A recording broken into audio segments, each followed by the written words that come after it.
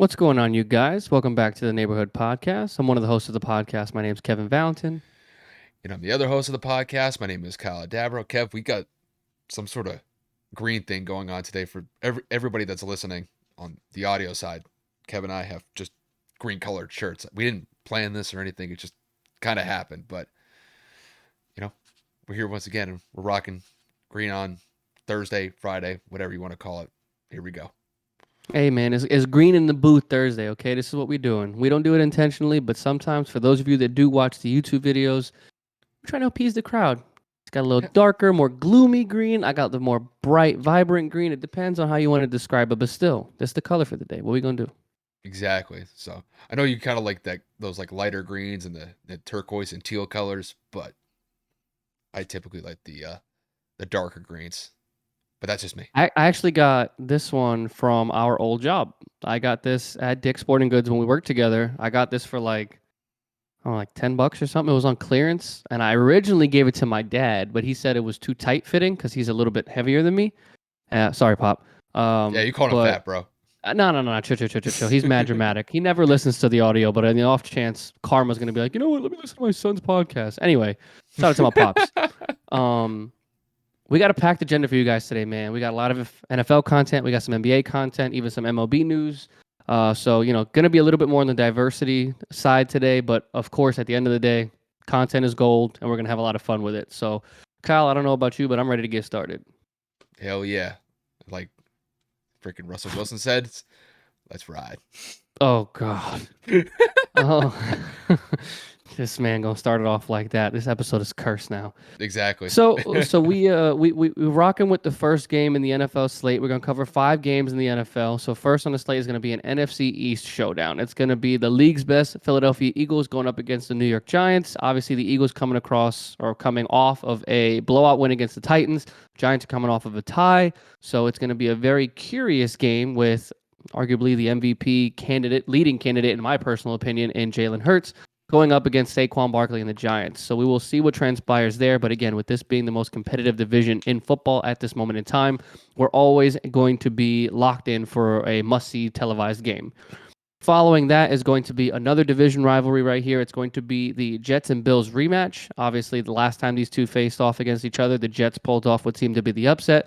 The Jets fell short last week against the Vikings, and the Bills actually came through with a win on, what was it, Thursday Night Football against the Patriots in a blowout fashion last week. So the Bills are on 10 days rest, so they should be ready and good to go. Mike White is getting his third start this week or this year. So we will see how he faces against Buffalo's defense. Unfortunately, Von Miller was announced to have a torn ACL, so he is now out for the year. So we'll see how the Bills combat that permanently, as he was just ruled out indefinitely a few weeks ago. So, shouldn't change much, but you never know what happens when an official big team member goes down with a permanent injury like that. Pretty sure it's not how he wanted it. Pretty sure that's not how he wanted this season to go, but here we are. The Bills are still 9-3, and we'll see what comes out of this AFC East showdown here. Moving on into the next game, it's going to be another division rivalry game. It looks like a lot of division games this week, man. I really just, at least these three at the moment. We got the Browns and the Bengals going off in an AFC North showdown. Deshaun Watson versus my boy Joseph Burrow. Obviously, the Bengals are coming off of a big upset win. Depending on who said upset, I knew that was going to happen, but, to each his own.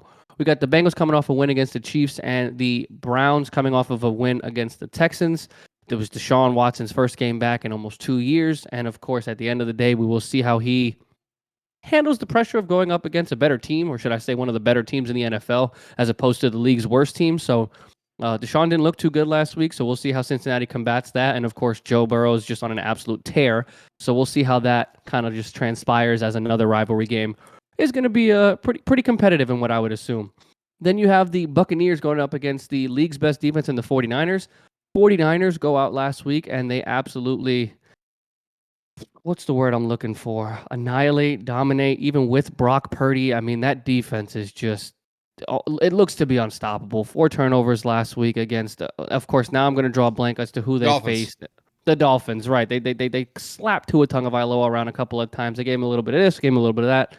But the Niners look to be waking up even without Jimmy Garoppolo. And then, of course, the Buccaneers have an improbable, absolutely unlikely win. Tom Brady magically leads them through against the Saints on Monday night, and the GOAT resumes his resume with incredible comebacks, and they win on Monday Night Football against another division opponent in the Saints. So the Bucks look to redeem, or I guess continue, this hot streak. And the 49ers look to continue to show that they don't need Jimmy Garoppolo. They don't need any quarterback. The defense is going to carry them to a championship. So we will see what happens in that one.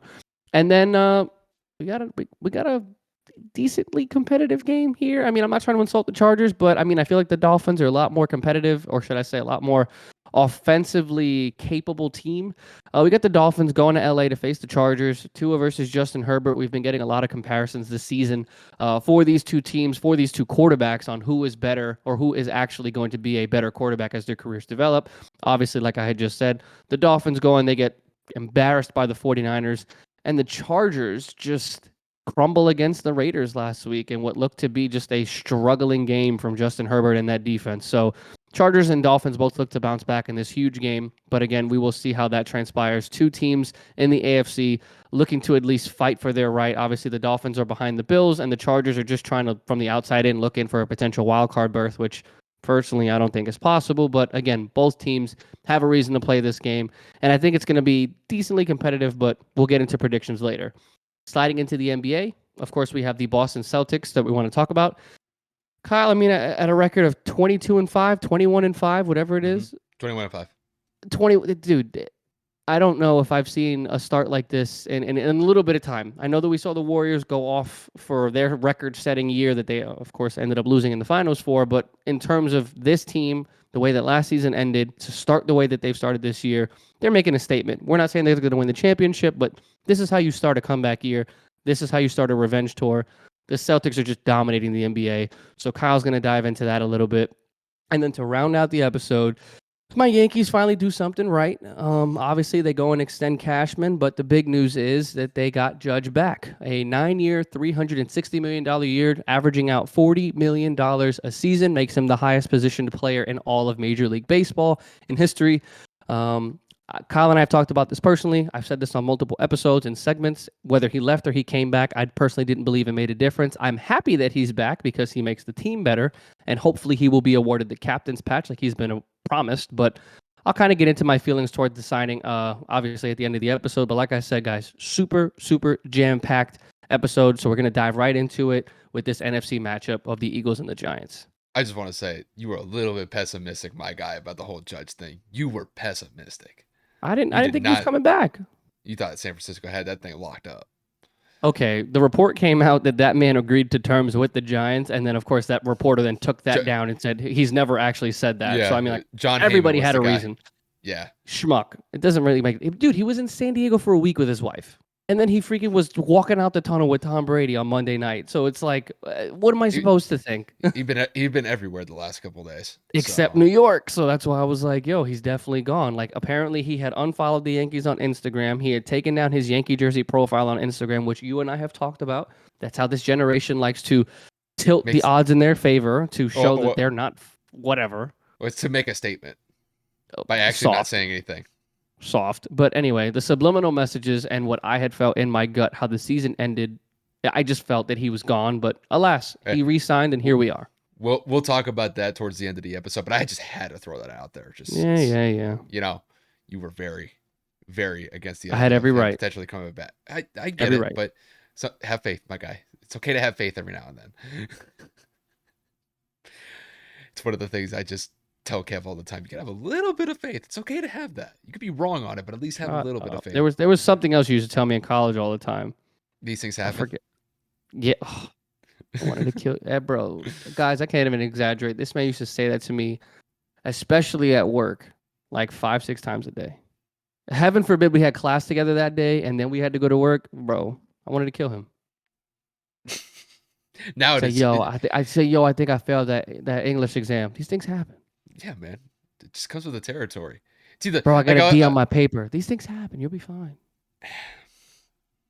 Dude, I totally forgot I worked today. Bro, these things happen. You're good. Bro, you're not going to let me get a word in edgewise, are you? Hell no, bro. That shit used to get annoying as fuck. I used to be like, yo, I get it. These things happen. I got you. Everything happens. Can we go? Hey, bro, it is what it is. That's pretty much what I'll just go with now. That's pretty much one of my go-tos. So if anything, it is what it is. But Enough. but with that said, no, let's dive in. Let's talk about this Eagles and Giants game that's going to be taking place on Monday. Not Monday. Jesus Christ, on Sunday. I'm off to a hot start here, Kev. It's all good, Uh, bro.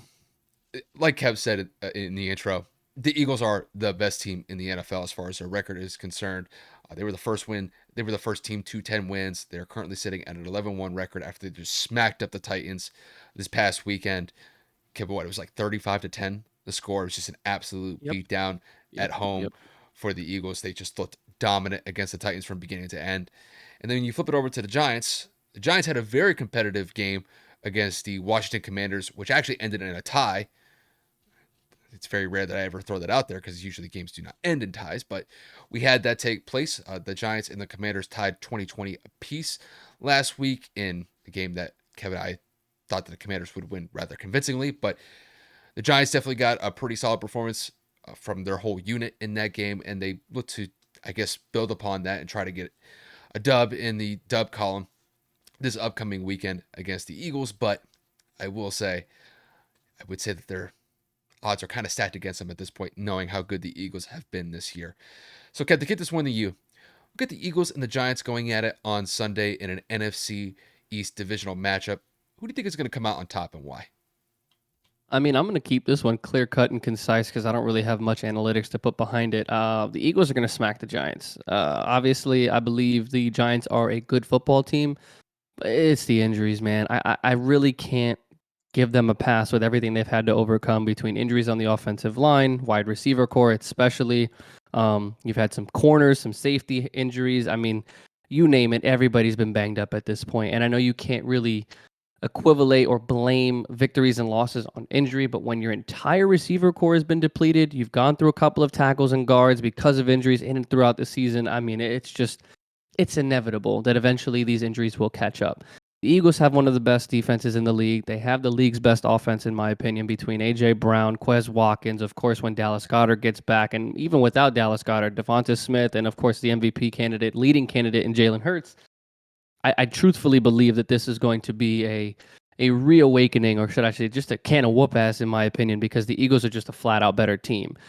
The Giants played a competitive game against the Commanders, right? They did play tough. They did find ways to make that game closer than what it needed to be, because at the end of the day, I mean, I thought that the Giants would end up pulling away as time progressed, the way that the second half was kind of going. But again, with them not scoring in overtime and then it ending in a tie, it kind of looked a little inept later in that game. It looked like they had nothing left in the tank, like they were gassed. Play calling was a little questionable. Defense was able to get stops, but the offense wasn't able to move the ball downfield.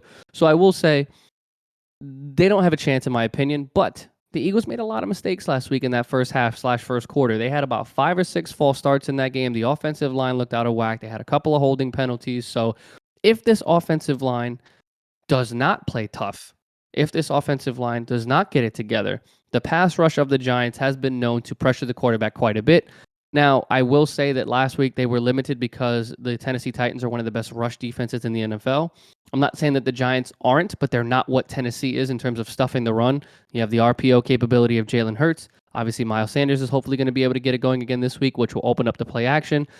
And I mean, at the end of the day, I'm taking A.J. Brown on one-on-one coverage the majority of this game. I mean, of course, McLeod is injured. He's questionable. Leonard Williams is injured. Saquon's injured. Richie James, another receiver for them, is injured. I mean, the list truly just goes on and on. So it's just a matter of who's going to be available to guard the receivers of the Eagles. If Adoree Jackson is there, I think that he's going to make it somewhat challenging. But I mean, A.J. Brown's just a physical beast that is not going to let anybody stop him. So I got Philly by 2 or 3 scores, man. Again, no insult to the Giants. I just think the Eagles are miles away better than what the Giants are. But I've been wrong before. I feel like if the Eagles play down to their competition like they did against Washington, they don't take it serious and they start to struggle, it is quite possible that the Eagles can start off slow. And when the Eagles start off slow, that's not exactly a good formula for them. So we'll see how this works out. But I got Philly by a lot. Kev, I'm in pretty much the same boat as you are in this one. It just comes back to the injuries with the Giants. The Giants have just been riddled with injuries this year, and I will give them credit. We picked the Commanders to win that game quite convincingly when they went up against the Giants last week, and the Giants really showed me that, man, if their defense plays up to snuff, it at least keeps them in a game. Now, granted, Taylor Heineke is not what I would consider a top tier quarterback, even though that he was able to move the ball effectively in that last drive in the fourth quarter. There were large stretches of that game where he wasn't able to do much, and neither was the Commanders' offense. And that's really a testament to the Giants. Kev, what's up? The Rams just came back down from 16-3 to win with 10 seconds to go. A game-throwing touchdown from Baker Mayfield to Van Jefferson, 17-16. Wow. We were just talking about this before. We were talking about how the Raiders looked like they were going to run away with that game. You said it was 16-3. They were beating They them down. scored 14 points in the last 9 minutes of the game. The Raiders offense could not get, bro, I'm going through like the score and the play-by-play like on ESPN, and I'm like, punt, drive, touchdown, punt, drive, touch. Like, dude, there's 10 seconds to go. They drove down the field in a minute, 25 seconds and scored. That's crazy. Wow. Dude, Kudos to Baker, bro. Kudos to Baker. You know what's crazy? Whenever the Raiders get on a little bit of a hot streak, there's a little bit of faith, a little bit of life in the team. They have performances like this. I thought they would be a little bit better this year. They've just been a major disappointment this year.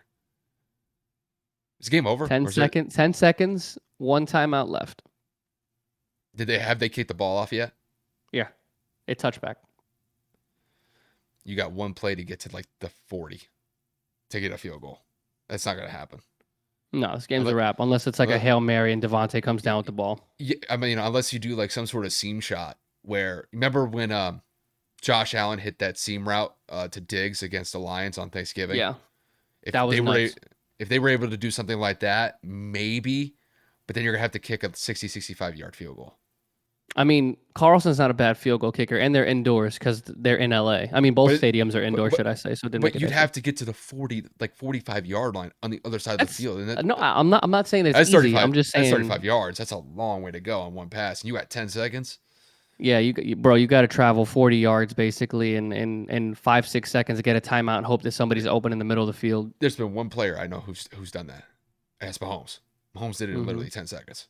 Yeah, but that's because they left Kelsey and Hill wide open over the middle. And they did it on 2 plays. You were to get 2 plays off in 10 seconds. I don't know any other team that's been able to do that. Yeah. But just are you watching this thing on Gamecast? Yeah, I'm just looking at the Gamecast right now. I'm assuming that this play's got to happen any second now because they kicked off a while ago already. Unless it's a media timeout or something, this should be going on right now. No, there's no way. With 10 seconds left in the fourth quarter, there's no way they do a media timeout after a kickoff. Well, I mean, unless something's going on with the clock. Like I said, I've been staring at this menu of they already made the kickoff a good minute or two ago, and there's nothing moving. So, I mean, he got to the 50.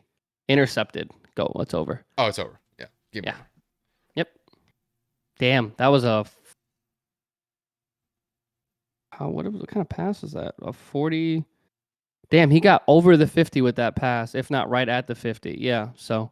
That was a 25, 30-yard pass, probably. Did they return it to the 50? No, caught it at the 50. That's where the interception was, and he nailed it down. That's a 25-yard pass. That's not bad. I mean, it was going to Adams. It was deflected, it said, so... Oh, well. That's the distance that you're going to have to throw it. It's going to have to be a 25, 30-yard pass. Damn, Baker Mayfield. Wow. I know. Signed off, 4 days ago? Less than 48 hours ago he signed. Wow, that was quick. Quick turnaround. And able to get a win? I mean, I don't know how special he was. I don't have the stats pulled up in front of me, but they did enough to win, though. I mean, well, yeah, obviously. Baker was 22 of 35, 230, and a tut. He was sacked 4 times, though. Well, their offensive line has been absolutely atrocious this year. That's the reason why they suck this year. Well, I mean, amongst other things, yeah, their defense was bad. Aaron Donald didn't play this game either. And then I'm looking at, what is it, penalties. Damn. The Raiders had 7 for 94 because I saw so many freaking penalties on the offensive line on one drive. The Rams had 7 for 60. But again, the Raiders, man, they just can't get it done in crunch time. They're a very sloppy, undisciplined team. Time of possession was split down the middle, 30-29. So, I mean, it wasn't like both teams weren't trying here, but both of them were piss poor on third down. 5 of 13 for the Raiders, 4 of 12 for the Rams. 4 of 12 for the Rams. 58 plays for the Raiders, 61 for the Rams. First downs, that's kind of, that's passing first down. What was time of possession? Time of possession was 30 minutes for the Raiders, and then 30 minutes for the Raiders, 29 for the Rams. So it was like split, Yeah, pretty it's like even. But wow, still wow, wow, crazy, wow, wow, wow. very Kudos to crazy. Baker, bro. Shout out to Baker. Yeah, it's probably like the one like little glimmer of hope that he's had this year, because I know Facts. that Carolina experiment did not work out in his favor. So talking about Back to the back to back, back to the talking Eagles about game though. yeah. I mean, no, I mean just to kind of get back into the swing of things. Uh, honestly, I'm gonna just start this whole thing over. Kev, I agree with you 100%. I think the Eagles are going to smack up the Giants this weekend. I pretty much have the game pretty much played out exactly as you laid it out. I think it's probably going to be, I'd say, a comfortable win for the Eagles. I'd say probably somewhere around 2 possessions. I don't know if it's going to be a 3 possession game. I mean, granted, I will say the Eagles smacked up the Titans this past weekend, won by 25 points. It wasn't even competitive. I don't know if it's going to be to that extent because the Giants do have a better defense to work with. But yeah, I got the Eagles all day in this one.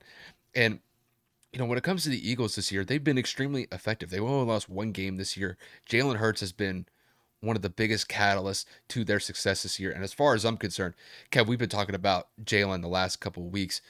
He should definitely be in the consideration for the top of the MVP leaderboard. And I know there's always been a lot of focus paid towards Josh Allen or Patrick Mahomes, but I believe that Jalen's done enough at this point to be in that conversation. And what we saw based in that last game against the Titans, I think he's definitely in the top 5 as far as MVP candidates. And you could probably say arguably top 3 now that we have, 3-4 weeks left in the season.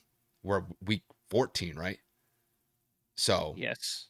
so we got 4 weeks left. And I think if he's able to establish consistency early in this game against the Giants, I think this is going to be pretty much a runaway by probably the end of the third quarter. And I will say, just to kind of kick it to the Giants here, if the Giants are going to be competitive in this game, it's simply going to be because of their defense. We could look back to that game last week against the Commanders in a game that Kevin and I comfortably picked the Commanders to win that game by probably 7 to 10 points. The Giants were able to manage a tie in that game. Granted, they would rather take a win than a tie, but it's better than a loss as far as I'm concerned. And the fact that they were able to limit, albeit what I would consider is a average offense with the Commanders led by Taylor Heineke, to be able to maintain them to 20 points could be a lot worse. I mean, the Eagles did lose to the Commanders, and the Eagles gave up 30 plus points in that game. And I mean, freaking Taylor Heineke looked like the second coming of Tom Brady in that game. He could not miss a pass in that game. But when I look at the injuries that the Giants have going into this game, this is going to be a big uphill battle for them. I mean, I'm looking at the guys who haven't participated in practice. I think Adoree Jackson missed another practice, so there's definitely a chance that he could miss this game. I'm looking at Leonard Williams on their defensive front four. He did not practice, so there's definitely some big injuries going into this game. And not only that, Saquon Barkley was limited in practice later in the week. So all in all, it just seems like the injuries have been a persistent theme for the Giants this year. And that's despite the fact that they've been relatively successful this year, but it's just coming to bite them in the ass here. And it could be something that we have to look towards in this game if they're not effective. It's just, they just don't have the requisite pieces to be out there to compete and give the Eagles a good fight. And look, when you got Daniel Jones as your quarterback, if he's not turning the ball over, he's putting the team in a position to at least be competitive.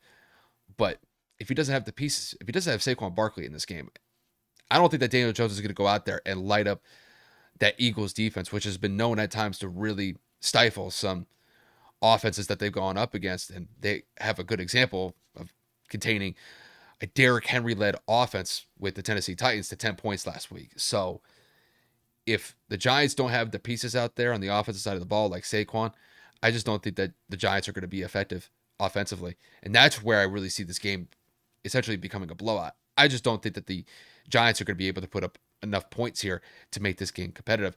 I think the Eagles, despite the fact that they're going up against, albeit a pretty solid defense against the Giants, I still think that they could put up 25, 30 points in this game. And if Jalen doesn't turn the ball over and they really focus on that RPO with their running back core, I think it'll be all day Eagles in this one. So, Kev, I'm with you 100% on this one. If I had to put a score on it, I'm going to say the Eagles win this one by the score of 30 to, let's say, 16. I think the Giants they'll get somewhere around the mid-teens as far as points are concerned, but I really think the Eagles can ramp this thing up in the second half. And there could be a good chance that, Jalen ends up probably just chilling on the sideline in the fourth quarter if this game really gets out of hand. So the Eagles are the best team in the NFL as far as I see it right now. Their record indicates that they've been on a pretty good winning streak here for the last couple of weeks. And I think this will just be another solid win for them against the Giants, which is definitely one of their NFC East foes as far as I see it. Yeah, I mean, I want to say it's going to be a good game, right? Like I say it every week. I want to cheer for the Giants. I want to give them the benefit of the doubt. I want to be able to say like they're a good football team. But when you look at it from top to bottom, Saquon has slowed down over the course of the last few weeks. They're putting a lot of pressure on him. Obviously, at the end of the day, Daniel Jones has not like taken a step down. I mean, he's just had less options to work with. He hasn't had a lot of opportunities. I mean, other than extending plays with his legs, he's just struggling. And that's what happens when a quarterback doesn't have his weapons. I mean, like it's one thing to say my number one weapon went down, my number two weapon went down. When he loses 1 through 4, 1 through 5, his rookie receiver even goes down. It's like you're playing with practice squad players. So, at that point, building a relationship with them, building a chemistry, learning where they like to put the play, looking, stuttering is just, I'm struggling tonight, looking to learn where they like the ball best, understanding their tendencies. As a quarterback, you have to know all of these things because you have to have a relationship with your offensive players. So, again, I'm not trying to shit on the Giants. I'm not trying to say that they're a bad football team. It's just because they're injured. They don't have a lot going for them. And again, with the Eagles having the most confidence in the world, Jalen Hurts was at the podium. What was it? I think it was either yesterday or a couple of days ago where he was kind of talking about, oh my God, what did he say? I sent it to Isabel's dad. It was like, we're not really, we're not focused on these little achievements or something like that. I'm paraphrasing because I'm butchering the quote, but he basically said, like, we're just focused right now on the next thing. We're focused on the next game. Like his mentality to be motivated while at the same time just so utterly crazily focused and like just locked in. That's what you need from your quarterback right now. That's what you need from your MVP. That's what you need from your leader. So again, kudos to Jalen Hurts and what the Eagles have been able to do thus far this season.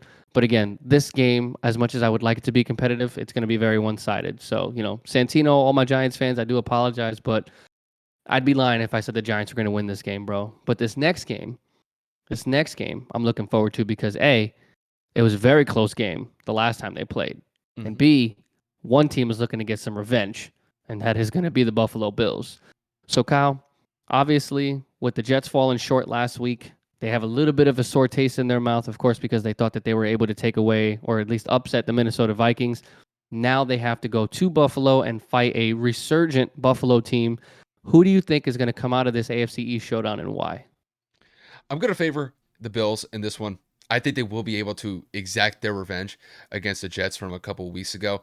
And when I look back to that game that the Bills had against the Jets in the first matchup, I mean, they got off to a really good start in the first half. I thought Josh Allen was extremely effective in the passing game. And not only that, he was effective in running the ball as well. He typically likes to bounce outside of the pocket and be able to pick up some first downs with his feet. And sometimes Kevin and I have talked about this ad nauseum at this point.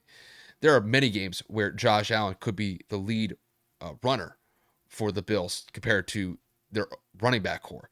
And I wouldn't be surprised if he's able to extend that type of narrative against the Jets if the running backs that Buffalo has at their disposal just aren't able to get effective rushes. But when I look back to the second half of that game between the Bills and the Jets, I got to give credit to that Jets defense. I mean, they locked down the Bills offense, pretty much contained them to, I think, 3 points in the second half. Or they may have not even scored in the second half. It was either 3 points or 0 points in the second half that the Bills scored. But nonetheless, I mean, that Jets defense came to play. And I will say they were able to rally in that second half to get the upset win against the Bills. And this is one thing that we have to focus on with the Bills going into this game. Can the Bills be able to win more comfortably compared to late? And I will say that when we saw them play against the Patriots last week, it was a step in the right direction. They won that game really convincingly. It was one of the most well-rounded efforts I'd seen from them the entire year. The offense was clicking, the defense was playing up to snuff, and it just seemed like from beginning to end, the Bills owned that game against the Patriots, and that was despite going on the road to Gillette Stadium. Now, going into this game is going to be at home. They're going to have their home crowd behind them. And I will be expecting that Bills Mafia is going to be ready to go. They're going to be fired up. They're going to be smashing tables pregame. And I think the energy that they'll bring to this game is going to ignite the team and just force them forward to getting this win over the Jets. I think it's going to be predicated on the offense stepping up their game. They know that they had a letdown game against the Jets when they played them the first time. And I will say, the Jets defense is no joke. The Jets defense has been playing very solid of late. However, they did kind of get run on a little bit by the Vikings last week. And I will say that the Jets had some opportunities to win that game against the Vikings, but the Vikings were able to move the ball effectively at times when they needed to get points on the board. And it was one of the more weaker defensive performances I've seen from the Jets this year. And if they could be able to bounce back from that Vikings loss last week, which is honestly a game that they probably could have won. They had multiple opportunities to win that game at the end. They just couldn't get the plays that needed to be made. I will say that this game will be another competitive game between the Bills and the Jets. It's just, I favored the Bills in this one. I think their offense is clicking at the right time here. I also think that with Mike White at the helm, I think that Bills defense can be able to get some plays here, force some turnovers. And I think if they're able to get a turnover or two against the Jets, turn those turnovers into points, I think that could be a difference maker in this one. I will say, though, when I was looking at the injury report with the Bills, Matt Milano and I believe one of their defensive linemen by the name of Jordan Phillips, they did not practice on Wednesday or Thursday, so we're recording on Thursday. So these injury updates could be subject to change. So they could practice on Friday. They could be available for Sunday. Some maybe just a game time decision. We'll kind of figure out as time goes on. But I still believe that the Bills have the requisite pieces on the defense to be able to slow down that Jets offense led by Mike White to probably somewhere around, I'm going to say 17 to 23 points. I do believe this game is going to be a one possession score when it's all said and done, or a one possession game when it's all said and done. I'm going to favor the Bills in this one. I'm going to say they win this one by the score of, let's say, 27 to 21. I think it'll be a 6-point victory for the Bills. The Bills would essentially claim the top spot in the AFC East if they just continue their winning ways. And as far as I see it, I think the Bills are probably the team to beat in this division. And that's despite the fact that the Jets and the Dolphins have made it quite interesting against them the last couple of weeks. But Kev, the floor is yours on this one. So the Bills, you were right. The Bills only scored 3 points the last time they played each other in the fourth quarter or in the second half. Mhm. So the Bills have a lot to bounce back for. I'm having one of those conflicted moments, man, where I'm like stuck and I want to pick one team, but it's like I'm torn with another. I'm picking the Bills, but for whatever reason, my gut is telling me to pick I don't know why. I'm having faith in Mike White. I'm having faith that Robert Saleh is going to come and say, you know what? We struggled last week. We had opportunities to win. We have to be able to close the door. We have to be able to win these close games. In order to compete, we are going to have to do things that we haven't done in a decade. We're going to have to close out games, throw the ball efficiently, run the football efficiently, and control the line of scrimmage. Now, with the injuries to the Bills' offensive line, their secondary, their lack of depth, losing Von Miller, I know that they're home. I'm hoping that they can find a way to overcome it. I'm praying that I'm right and that they can move on to 10-3. But if you fuck around and find out, bro, like if you slip up just a little bit, that Jets defense, dude, they already forced, 2 to 3 turnovers the last time they played the Bills. Josh Allen had 2 picks. You're going to get your quarterback hurt if he's out there rushing, constantly scrambling because of the pressure that the Jets bring.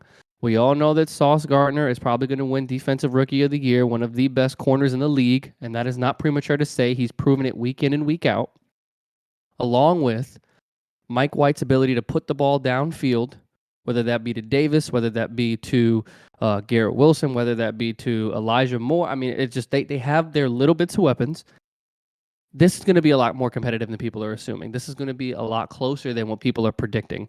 I think this is going to come down to who makes the mistake first. And the reason I'm picking the Bills is because of the inexperience of Mike White. And I believe that the veteran experience on the Bills side are going to take what they learned from that Jets defense in the last time they played and they're not just going to use it against them. They're going to find ways to manipulate the secondary. And by what I mean by that is they're going to attack the line of scrimmage and try to run the football and staple that effectiveness in controlling the line of scrimmage. They're going to probably give their backs a combination of maybe 30 to 40 carries between the two of them. I feel like at the end of the day, I know that Josh Allen's going to probably have 8 to 12 attempts as well. So I'm hoping that they can put 150 to 175 yards on the ground. And by that, that is going to give Josh Allen a lot more leeway in that secondary. Those corners are not going to be so quick to judge. They're going to be hesitant on the play action. Those linebackers are going to freeze, and the middle of the field is going to be wide open. So again, that's just my opinion. If they just go pass, which is what they normally do, I truly believe that the Jets can find a way to make this competitive. So I'm going to say this is somewhere between the lines of 24 to 20, 21, 24, something of that nature, because Mike White gives them, the Jets, the ability to score a little bit more, while at the same time we know that Josh Allen and his talents can easily draw up 30 points by himself. So I got this AFC East showdown actually being a bigger showdown than the previous game we talked about and the next game we're going to talk about. I think that the Jets and the Bills are going to have a classic battle here, because the last one was close. This one's going to be just as close, but I got the Bills in a close one. If the Jets win this one, it's going to be because of their defense. If their defense can force some turnovers against Josh Allen, which, okay, we both know this, and I think a lot of people know it. Josh has had some turnover issues this year, especially in the red zone. Yep. And if they're able to do that, it may only take one. That's all they might need. That could be a difference maker. But I will say, I've liked the trend of the Bills the last couple of weeks. I will say, like that Patriot game that they had last week, one of their best performances I've seen all year. They dominated time possession in that game. They had 5, 6, 7-minute drives consistently against, albeit a pretty solid defense against the Patriots. And they just pretty much owned the game from beginning to end. And I will say, when it comes to Mike White, does that Bills defense get flustered by Mike White at the helm? I don't really know. And I will say, to give Jets their credit here, they almost won that game against the Vikings. They were literally just this short getting a dub against the Vikings. They had 2 opportunities in the red zone in the fourth quarter. They just couldn't do it.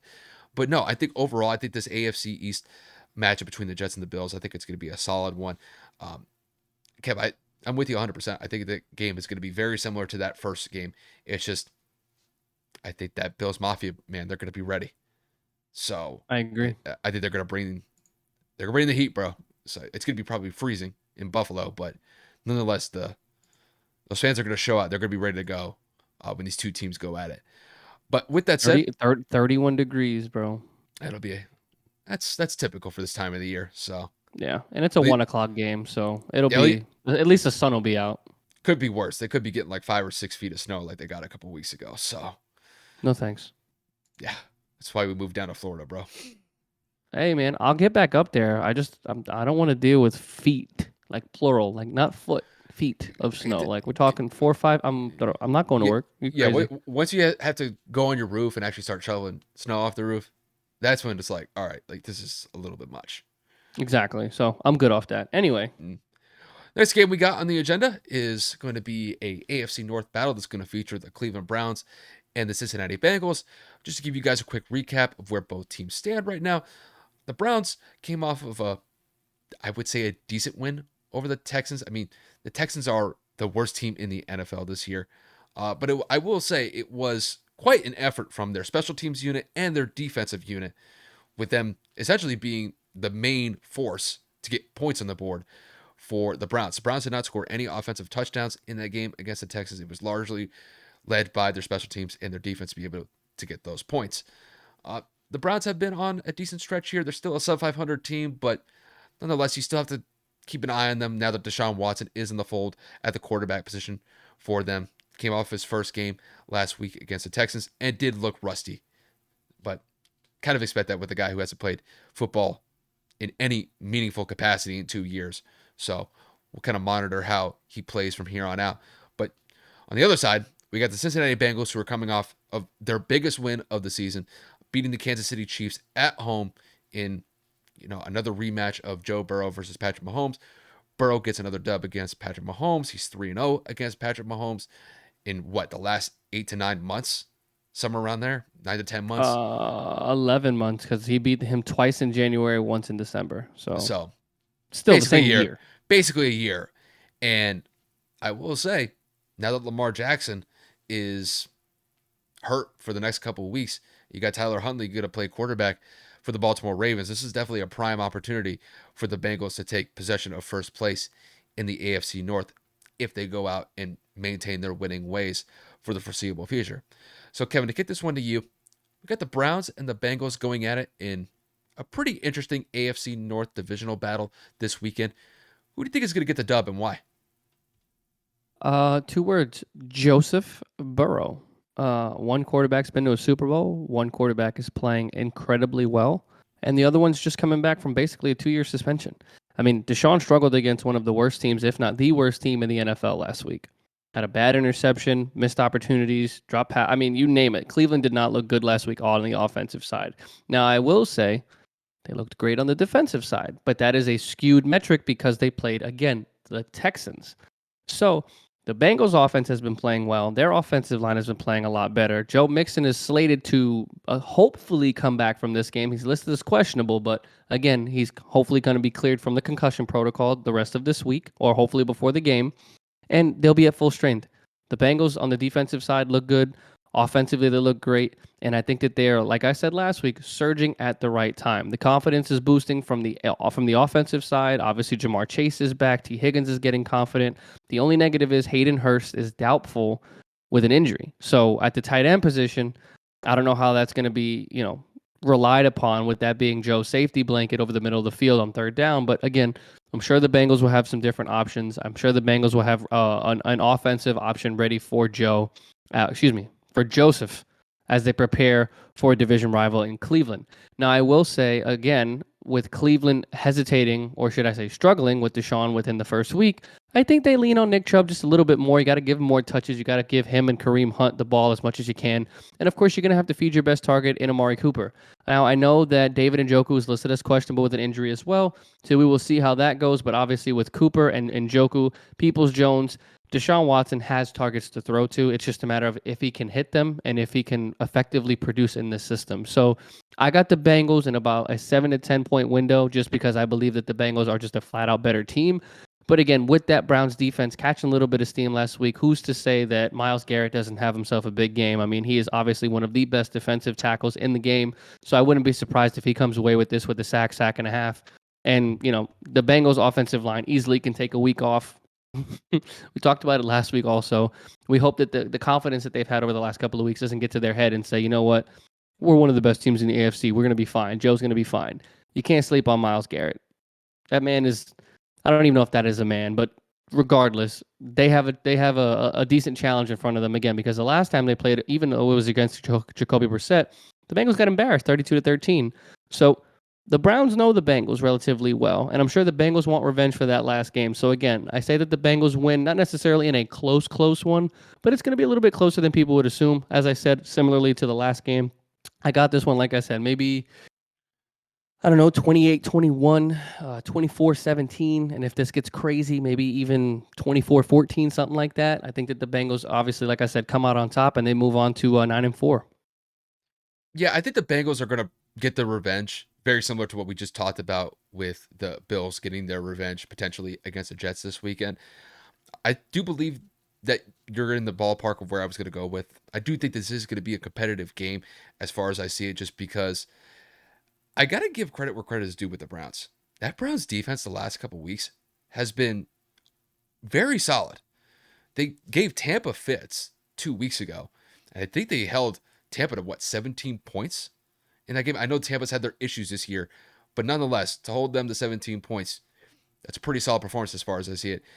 And look, I mean, going up against the Texans, it's not really the toughest competition, but you still held them to 14 points while going on the road. So, and that was despite the fact that that was Deshaun Watson's first game as a member of the Browns, his first game in over 2 years.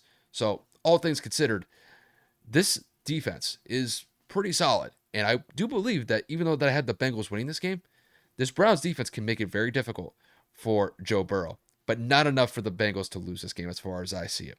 When I look at the Bengals specifically, the Bengals, I think, are just running and gunning right now. And with them getting that really tight win against the Chiefs last week, it really shows to me how this team has come full circle from where they were at the beginning of the year when their offensive line couldn't protect anybody. They were turning the ball over, and by and large, just the offense was stagnant. But now we're just in the first week of December, and the Bengals look like one of the best teams in the AFC, and they kind of have that momentum building in their favor of potentially going to another Super Bowl if Joe Burrow can play up to snuff and the defense can come up with some big plays to stop opposing offenses. And it does seem like they're on that track right now. But this is one of those games where they're going up against a division rival in the Browns, and the Browns, based on what Kevin had just outlined, based off of their first matchup this year, the Browns smacked them up. Granted, I know it was, Kev, was that a Monday night game that took place between the Browns and the Bengals the first time? Because I remember the game took place at night. That was the game where Jacoby kind of did his thing and just Joe Burrow and the Yeah, offense couldn't get it. I'm looking at I'm it pretty sure. right now. I mean, I'm pretty sure that that game was a Monday night game. Of But course, now I'm trying to scroll back, and I'm like, of course, I'm not going to click the right freaking game. but I know like it was what, a 19-point game when It it was was, all bro. said It and was, yeah, 19 points because I was like, it ended 13 or something like that. Hold on. It was come on, bro, load. It was it doesn't even tell me the time it was played. What? That's mad weird. I'll look it up. I have it Yeah, right like here. I'm looking on ESPN right now. It doesn't give me a time. It gives me a final score. Gives It me just fourth quarter. it was on. 8:15. There you go. I had to scroll all the way to the bottom. It was on 8:15 on Halloween Okay, in Cleveland. on a Monday. Yep. Okay, but to get back on track, Sorry. um, no, you're fine. No, but overall, the Bengals had their struggles against the Browns in that game. And when it comes to the Browns, the one thing that they're going to have to bank on is being able to run the ball effectively against this Bengals defense. And that could be tricky. Now, granted, you got Nick Chubb back there, who's one of the best running backs in the game. And he's been shown to really run the ball effectively when given proper touches. It just depends on whether or not that the Browns offensive line can win those battles on the line of scrimmage consistently to open up some run lanes for him to exploit and potentially rip up some pretty big chunk plays here for the Browns. Because when I look at Deshaun Watson, you could definitely tell he's rusty. I think he's still getting comfortable with the offensive system that the Browns have in place right now. And I think it's going to take a couple weeks for him to get settled in this offense. And honestly, it may take until the offseason and probably a full training camp for him to get really comfortable with this offense. Because, I mean, when you miss the first 10, 11 games due to a suspension and you're coming into the season in the first week of December, I can understand there being rust. And that just kind of comes with the territory when you've been out for so long, not just with a suspension, but without playing for 2 years at this point. So I don't like the matchup here for the Browns going up against the Bengals simply just because the Bengals defense is able to force some turnovers against Deshaun Watson, or if they're just able to stifle this Browns offense, I think that's pretty much all they'll need. Because when you give Joe Burrow the ball, and as long as he's not turning the ball over and he's held upright based on his offensive line protecting him properly, I think that Joe Burrow led offense, I mean, you could tie in Jamar Chase, T. Higgins, Tyler Boyd. Tyler Boyd needs to step up after dropping that easy walk-in touchdown last week. And then we'll see Pissed what me off, happens. and I'm not even a Bengals fan. We'll see what happens with Joe Mixon. I know he's still in concussion protocol. We don't know if he's going to play in this game or not. But if he does, man, the Bengals are going to have a lot of offensive weapons to work with here. And I think it's going to be too much for the Browns to handle. It is a divisional game, so these games tend to be closer in nature compared to just outright blowouts. So I will say the Bengals win this one. I'm going to say this is going to be like a 7 to 10 point victory for the Bengals here. I don't think this is going to be a runaway game like the first one was when the Browns just smacked up the Bengals. But overall, I think the Bengals win this one relatively comfortably based on the fact that it is a divisional game. I'm going to say the Bengals win this one by the score of, let's say, 27 to 17. I think this could be a fair score for this game the way that I see it. But just to kind of round this whole segment out, I think the Bengals are rounding in the form at the perfect time. I think they're gearing up for a deep playoff run. And I think it's games like this where they could look back before the playoffs start as just we hit a groove, we got the momentum on our back right now, and it's just run and gun until the playoffs. I think they're in that position right now. So I got the Bengals winning this one 27-17. That's my final score.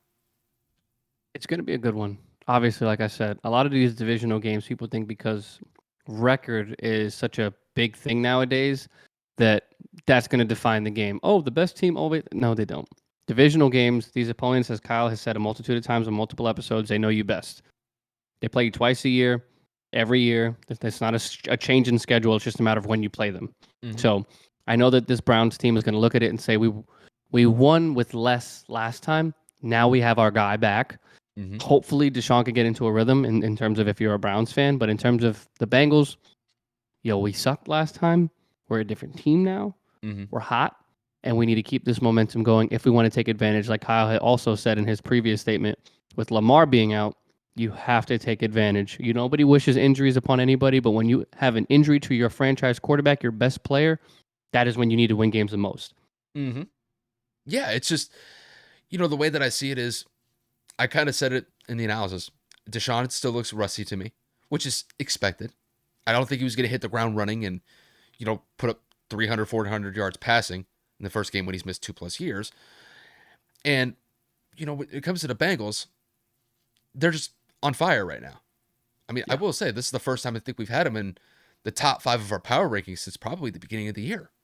Yeah. So it had been a long time, since the Bengals were in the top 5, but I think that they've really been on a solid kick here the last couple of weeks and getting a win over who we had as the number 1 team in the Chiefs. I think it was well deserved. So I agree. It to me at this point when it comes to the Bengals, it's very simple. They have to maintain, or they just have to find ways to keep winning. To possibly win the division, and then once they get into the playoffs, depending on what their seed is, I'm telling you, man. I remember you called it last year, them being a dark horse team to make a Super Bowl.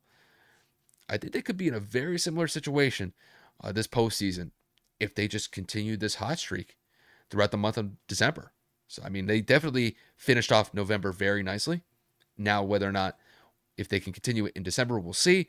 But you got Joe Burrow back there. It seems as if everybody is starting to get healthy at the right time. It just seems like all those ingredients are working well with the Bengals right now. And I think it could turn a positive result for them going into the last couple of weeks of the season. But Kev, we got a pretty solid game here. We got the Bucks, the 49ers upcoming this Sunday. Take it from here, bro. So obviously the 49ers, they make Tua look like a child, and they just absolutely annihilated the offense of the Miami Dolphins that everybody was just obviously hyping up, rightfully so, with the league's leading receiver in Tyreek Hill and upcoming Jalen Waddle. And then you go into the Buccaneers, who have been hot and cold, to say the least, week in and week out. One week the offense is inept, the next weekend the defense can't stop a cold. So they are the definition of up and down. So Kyle, with Tom being your boy, and of course Tua being one of the more up-and-coming stars in the AFC, or should I say within the quarterbacks of the AFC, who do you think comes out on top between this matchup of the Florida teams? Florida teams. What are you talking Tampa about? and Miami. Oh, wow, I'm tripping. Dude, I just had a whole brain fart. The Bucks are. I'm looking at the Dolphins on this screen here, and Yeah, I come know on. that I'm talking about the Bucks and the 49ers. Excuse me, I revamped the question with Brock Purdy being the quarterback of the 49ers. And obviously, his inexperience going up against the GOAT. I mean, can you really phrase it in another way? Who the hell is coming out of this game with that 49ers defense or Tom Brady in that offense? I'll be honest with you, Kev. I have more faith in that 49ers defense simply just because when you look at their defense going up against a team like the Buccaneers, who in the past have had a really good offense, I would say the Bucks would win this one quite handily, but that has not been the case this year. The 49ers have the edge defensively over the Bucks because the Bucks offensively, it is tough to watch them. We could look back to when the Bucks played the Saints on Monday night, and it took pretty much 57 minutes for the Bucks to get their act together and string along some drives to be able to get some points on the board. But those first 56 minutes of the game against the Saints, The Bucs couldn't do anything. They scored 3 points. Brady was getting frustrated on the sideline. He was probably cursing up a storm on the sideline just because they couldn't get any consistent drives going. And like I said, if it wasn't for the last 3 minutes where Brady was able to lead 2 touchdown drives, with one being the game-winning drive for Tampa, Tampa was probably going to lose that game. And for them to beat the Saints by 1 point, 17-16, that is not a good look going into this game. Granted, they won the game, but it took pretty much a little bit of Brady magic and a little bit of luck for them to win that game. And you really can't have that going up against the 49ers. The 49ers, albeit they lost Jimmy G for the year due to a broken foot, and they have Brock Purdy starting at the quarterback position. It's their third quarterback this year. They already lost Trey Lance for the rest of the year due to a torn ACL earlier in the season. Now they got Jimmy out. Broken foot. I was talking about Trey Lance. And Trey Lance, I thought Trey Lance broke his foot and his ankles and stuff. Like, wasn't it the foot? No, Trey Lance tore his ACL. Hmm. No, Jimmy broke his foot. I know that. So, you want to double check? Yeah, I'm absolutely double checking. He tore his ACL. Okay, I put Trey Lance, and then they put up Jimmy G. You've been having a tough time with technology tonight, remainder of this, it doesn't even tell me what the hell he got hurt. What injury did he suffer? Fractured his right ankle. I know it's not ACL. Fractured. I knew it was a foot. You said foot. I said foot or ankle. I said foot or ankle. I thought he tore his ACL, but nonetheless. No. It said fractured his right ankle in the first quarter of the game against Seattle. Okay, I stand corrected. So, but with that said, nonetheless, you got Brock Purdy in there, third string quarterback, and I will say, with him coming in relief for Jimmy G last week, he played solid. And all things considered, I thought the 49ers were still effective. They put up over 30 points in that game. The defense was able to force turnovers against Tua and the Dolphins, like Kevin just outlined in the lead up. And if that 49ers defense is able to bring effective pass rushes against Tom Brady, which I will say when it comes to the Bucs offensive line this year, it's been questionable. And if they're able to stifle that Buccaneers run game, which is not good by any stretch of the imagination, that 49ers defense, I think they're going to have their ears pinned back on this game. And there's a very good chance that they could limit the Bucs to possibly 10 to 14 points.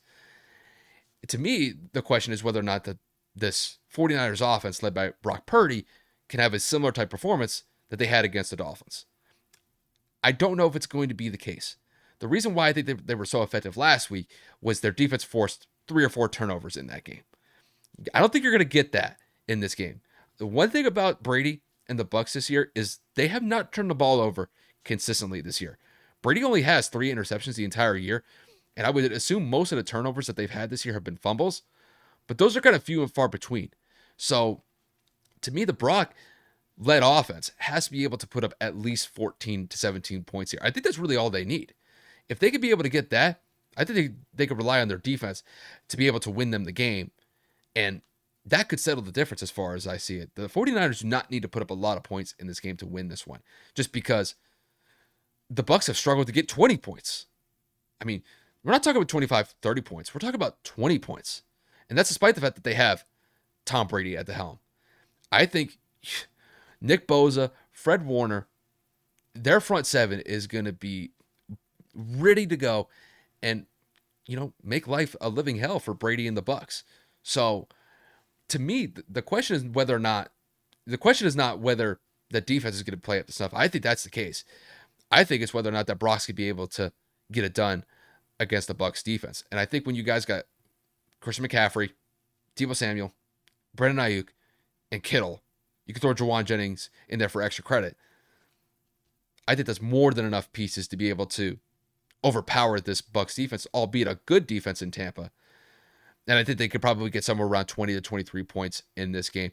So as far as I see it, I got the 49ers winning this one. I'm going to say by 7 to 10 points. I think they're going to be able to shut down that Tampa-led offense, or Tampa offense led by Tom Brady. And I think overall, I think the 49ers win this one fairly comfortably. I just see this result playing out on Sunday. And to me, unless the Bucs can put up 20 points in this game, I don't think they're going to be able to win this game. The 49ers defense is just too good as far as I see it. I got the 49ers as well. I think it's going to be a blowout. You've already outlined plenty of information. The Bucks offense struggles. Their defense has days off, like I had said before. We're talking about the league's best defense with one of the best pass rushers in the game. I will highlight, though, there are some injuries to pay attention to on the San Fran side. Nick Bosa, limited with a hamstring injury, didn't practice on Thursday. Deebo Samuel, a quadriceps injury. He was limited at practice today. Christian McCaffrey, he was limited on practice today as well with a knee injury. And then Eric Armstead, another defensive end that helps and assists Nick Bosa on the other side. He was also limited with a foot and ankle coming off of his injury from earlier this year, if not last year. And he was limited in Wednesday's practice. So some big key components here for both the offense and the defensive side for the 49ers to monitor, and hopefully they'll be cleared to play for Sunday. But at the end of the day, even if they don't play, I mean, hypothetically, if Eric doesn't play, and if maybe Debo doesn't play, I think that San Francisco has enough weapons offensively to do what they need to do. Lean on the run game, do what you need to do. Obviously, you have McCaffrey if he's available, and so on and so forth. I think that the 49ers are one of the best teams in football, especially when they're able to get to the quarterback and force turnovers. This defense is no joke. This offense could have Joe Namath at his age right now just throwing dump passes to Christian McCaffrey with 15 receptions, and I still think that that defense is going to find a way to either force Tom Brady to turn the ball over with a strip sack, force him to throw an interception, force a fumble. I mean, this defense is just swarming. 4 turnovers last week against a younger, mobile Tua Tagovailoa. Obviously, it was 3 against him and then 1 against the backup, which was Skylar Thompson, if I'm not mistaken. We're talking about a 45-year-old Tom Brady that isn't exactly a mobile quarterback in the slightest. And when pressured with the ineptitude of their offensive line, I think that they are going to get to the quarterback pretty often and consistently.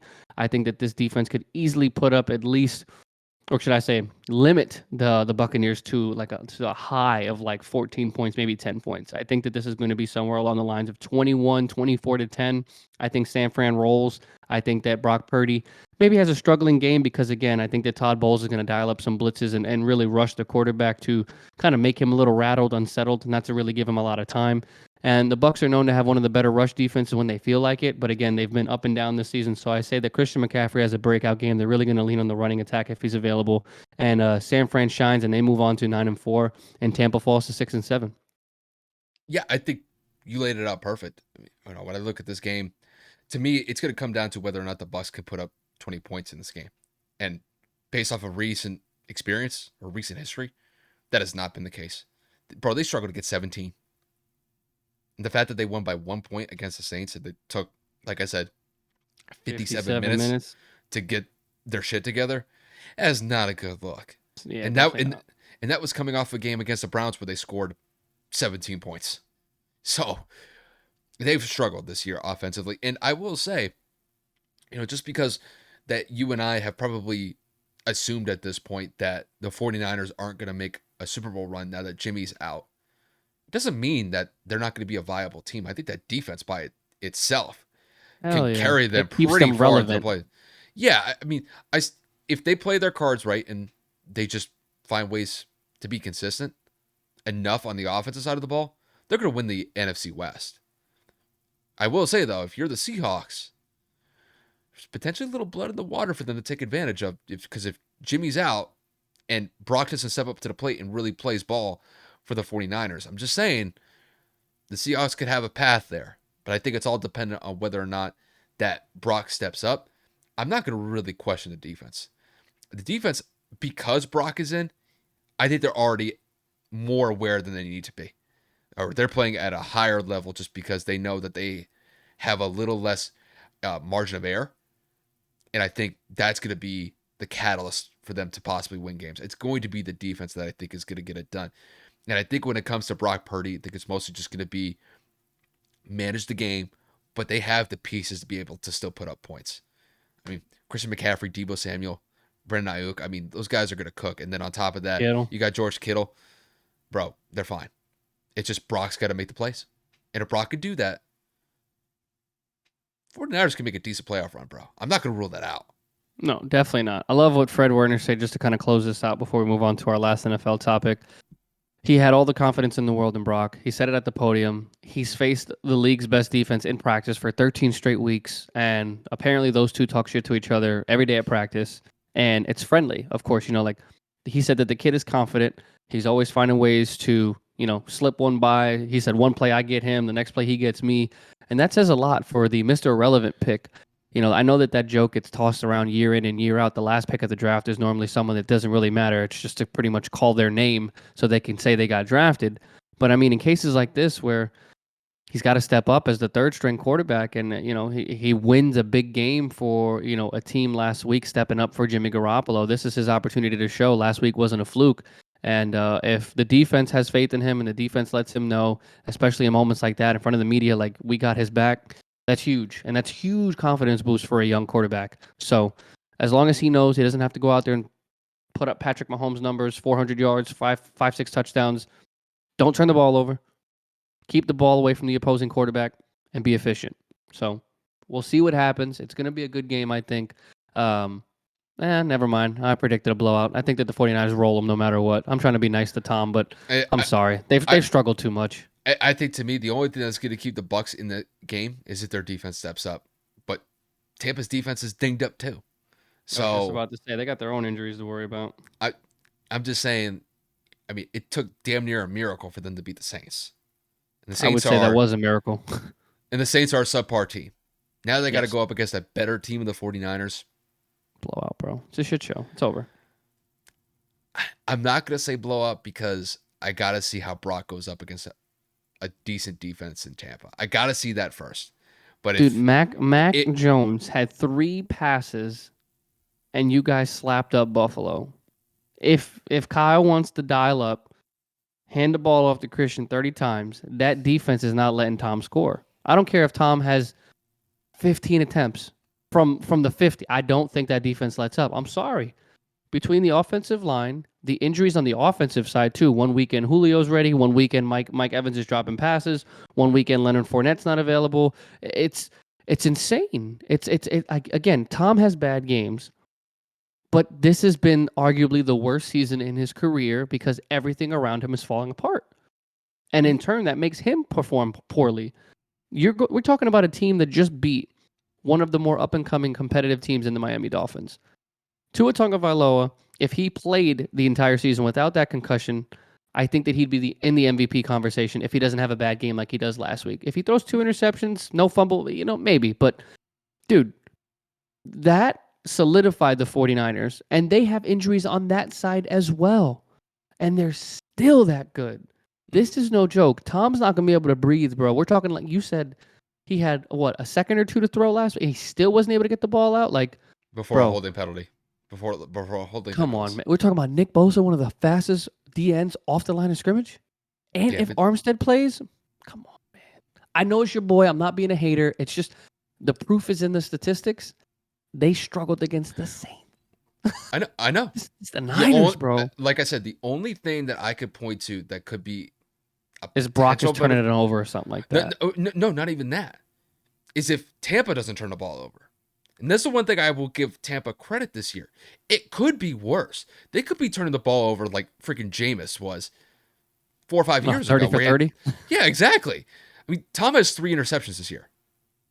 Nuts. We're in December. Granted, his touchdown number isn't impressive. It was like 14, 15? Somewhere around there. It's in the mid-teens, I think. Could be even the lower teens at this point. I think he might be like 13 or 14 touchdowns. Crazy. But I'm just saying, that's the one thing that could even be making it worse. Granted, they're not scoring, and that's true. I'm just saying that it could be even worse if Tom was compounding it with turnovers. And in this game, it could be one of those games where Tom doesn't turn the ball over, but there's just no drive sustained. Yeah. And the only thing that I'm pointing to is that 49ers defense is going to show up. They are not going to slack off in this game. They're going to force Tom, I think, to be just in a bad mood the entire day. He's going to get frustrated. I already know that's going to happen. To me, the question is whether or not that. To me, it's whether or not that Brock's going to step up for the 49ers. Yeah. If Brock can play good football against that Bucs defense, then it could potentially be a blowout. What I'm banking on in this game, I still pick the 49ers to win this game. Yeah, I mean, I would hope so. If you didn't, I'd tell you to go get checked. I think what's going to happen, though, I think Brock is going to have a difficult time at first going up against that Bucs defense. I think second half adjustments are going to kick in, and I think the 49ers kind of run away with it in the second half. That's how I kind of see the game playing out. I think the Bucks will kind of keep it close in the first half, but those second half adjustments, I think they're going to favor San Francisco in this one, and I don't think the Bucks are going to be able to combat it offensively. I think it's really just that simple. Yeah. The Bucks might be lucky to score 14 points. That's what I'm saying, bro. I don't even think they score 14. I think it's like 10 max, and that's being generous because I think they're gonna sack him at least 6-7 times. I don't know about 6 or 7 because Brady might get the ball out quick.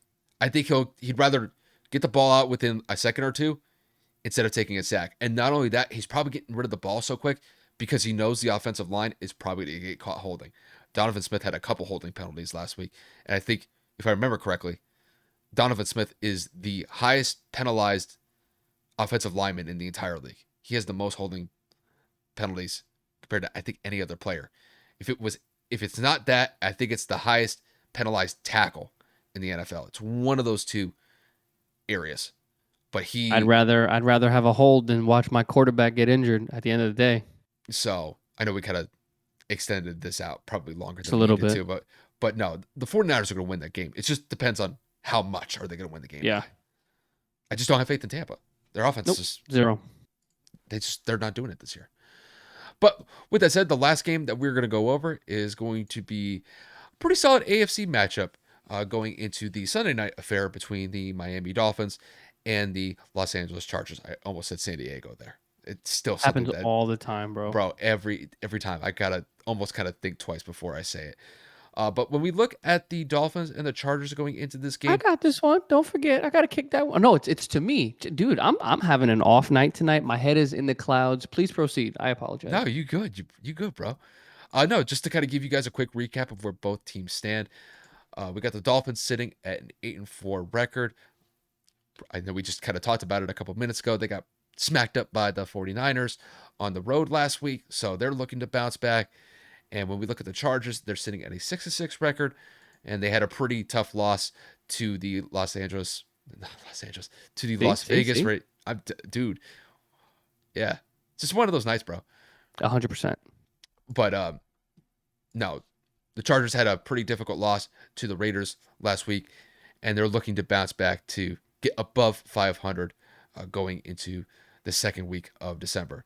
So, Kev, to kick this one to you, we got a matchup of the Dolphins against the Chargers, a game where both teams are looking to bounce back from respective losses last week. Who do you think is going to come out on top and why? I mean, I want to pick LA because I want to have faith in Herbert. I want to take the doubters away. I want people to stop saying that he's a bad quarterback. When you talk about a quarterback like Justin, who's just coming to this league and dominated from day one, I mean, I've obviously coming out of Oregon, people didn't really have a lot of faith. If it wasn't for the whole Tyrod Taylor incident, he would not have played. But, I mean, God works in mysterious ways, and here we are, right? So I have to pick Miami. I don't think that they're gonna go back to back and struggle in games like this. I think that Tua is going to realize that, you know, when you go up against a defense like the 49ers, you have to play better, and this Chargers defense is no 49ers defense. So I think that Mike McDaniels takes over this game and just annihilates the secondary. I think Tyreek Hill has a massive game. He had a pretty big game last week. He just seemed to be open pretty much the entire second half as Miami was trying to claw back, but Tua forced some passes, and, you know, that's why he turned the ball over. Without the consistent pass rush of the Chargers, without the secondary that I know that they built up. I mean, Asante Samuel Jr. is still there, Derwin James is still there, but I don't think that that's enough to slow down Tyreek Hill. And I know that Jalen Waddle left that game last week, if I'm not mistaken, with a little bit of an injury. So I'm trying to figure out if he's going to be on this injury report before I go and say he's going to play, because I'm trying to scroll down to the Dolphins here on ESPN. Jalen Waddle isn't even on the injury report. Tyreek Hill is. He's questionable. That's odd. But anyway, and then you go into Miami's defense, and I think that Miami's defense is going to try to, you know, rush the quarterback. Last week, if I'm not mistaken, I mean, I think that the Raiders really got to Justin pretty early on, and they were able to kind of take him out of his rhythm, kind of take him out of his comfort zone. And if the Dolphins can replicate that pass rush and find a way to run the football effectively, I think that they're going to be able to take the ball and opportunities away from that Chargers offense. So I got Miami bouncing back. Again, I don't think this is going to be a blowout or even a close. I think this is probably going to be somewhere between 7 to 10 points. I think Tua has a pretty big game bouncing back. Like I said, I think he's probably going to have anywhere between 250 to 300 yards, maybe 2 or 3 scores. And I think that Raheem Mostert and Jeff Wilson are going to find a way to run the football effectively. Like I said, this Mike McDaniel's offense is going to bounce back, and I think that they beat, unfortunately, the Chargers, and the Chargers will fall to 6-7, and Miami will catapult back up to 9-4. Kev, I'm with you 100% on this one. I can't favor the Chargers in this one. And to be fair, the Chargers, they are finally healthier than what they've been pretty much the entire year. It's just they can't win these one possession games this year. They've largely struggled in those one possession games that have been very close for them. It's kind of almost kind of something that's really snake bitten the Raiders this year too, where they've just lost these really close games that end up being one possession games. It doesn't fall in the right side for them. And I think this is going to be one of those games that's going to be a one possession game, but I'm going to favor the Dolphins here as well. When I look at the Dolphins, I think the Dolphins from top to bottom are just a more well-rounded team. Now, granted, last week they got smacked up by the 49ers. It's fair to say. And when you get beat by a third string quarterback in Brock Purdy, definitely not a good look. But I look at that game as basically an anomaly. The Dolphins have been one of the more consistent teams, not only in the AFC East this year, but with the AFC to a larger extent this year. And it's largely been led by Tua Tagovailoa, who's been one of the best performing quarterbacks compared to any quarterback in the NFL this year. I know he's gotten a lot of shine in Pro Bowl voting within the last week or so, and I think it's well deserved. It's just last week didn't have a good game, and I think this is one of those prime examples of this is going to be a bounce back game for him. And I will say, going up against this Chargers defense, which is just a shell of itself based off of how many injuries that they've had at key positions, I believe that Miami is going to be able to score effectively against this Chargers defense. I will say, to kick it over to the Chargers with Justin Herbert leading the way offensively for them, I do think that there is a potential for points to be scored on their side as well. If the 49ers could score 33 points against the Dolphins. Now, granted, the 49ers defense played a huge factor in that game with turning the ball over 4 times against the Dolphins in that game. So they were just running and gunning defensively. I still believe the Chargers can get some points here. I still believe that Justin Herbert is a solid quarterback to get you points on the board. And when you've got requisite pieces to throw to, I think points can come, I'm not going to say easily, but there's going to be opportunities had for the Chargers to get possibly 20 to 25 points if they play their cards right.